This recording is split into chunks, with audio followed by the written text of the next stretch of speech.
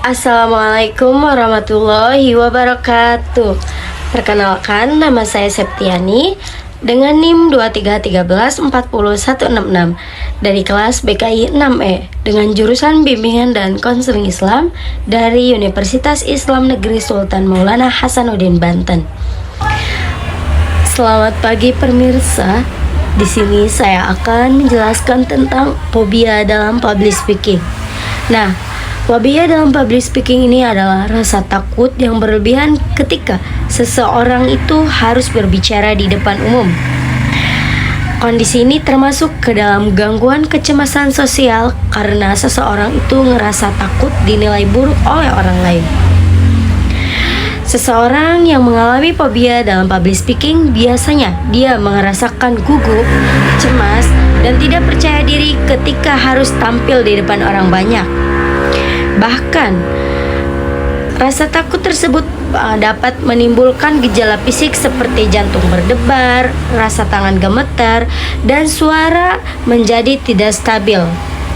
Nah, fobia dalam speaking ini biasanya disebabkan oleh kurangnya persiapan, kurangnya latihan, pengalaman buruk saat tampil, atau rasa takut melakukan kesalahan di depan audiens. Walaupun terlihat sederhana, demam panggung dapat menghambat kemampuan seseorang dalam berbicara public speaking. Nah, di sini juga ada ciri-ciri demam panggung. Nah, di sini ada beberapa ciri-ciri demam panggung yang dialami oleh seseorang ketika seseorang itu sedang berbicara di depan umum. Nah, untuk yang pertama ada jantung berdebar ketika dia ngomong di depan orang banyak. Nah, dia ngerasa gugup.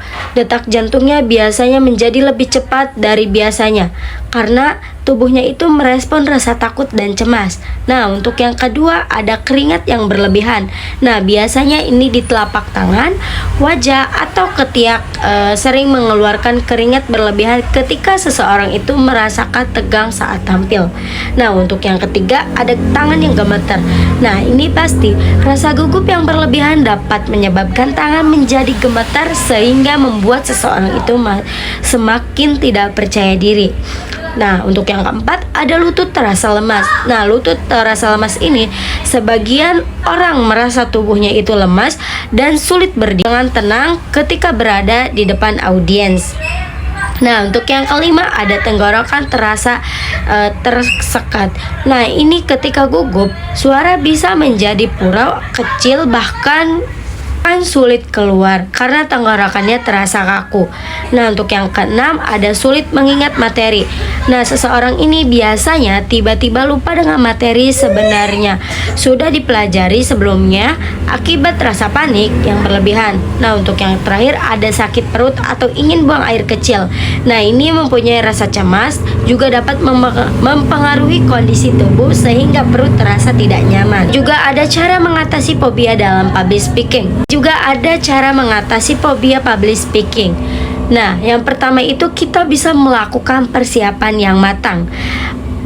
Persiapan materi dengan baik agar lebih memahami apa yang akan disampaikan kepada audiens.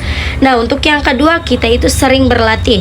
Nah, semakin kita sering berlatih berbicara di depan umum, maka rasa percaya diri akan semakin meningkat.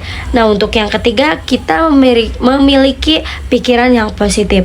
Nah, kita bisa menghilangkan pikiran negatif seperti takut, salah, atau ditertawakan oleh audiens kita. Nah, untuk yang keempat kita bisa mengatur pernapasan.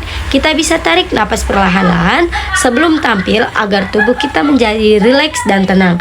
Nah, untuk yang kelima, kita bisa menggunakan bahasa tubuh yang baik, berdiri tegak, tersenyum, dan melakukan kontak mata dapat membantu meningkatkan rasa percaya diri kita.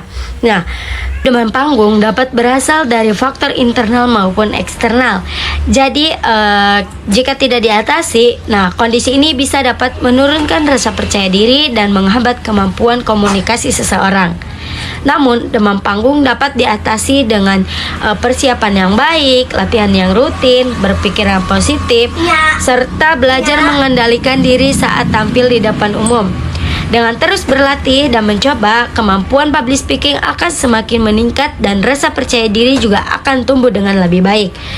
Sekian dan terima kasih ya. Assalamualaikum warahmatullahi wabarakatuh.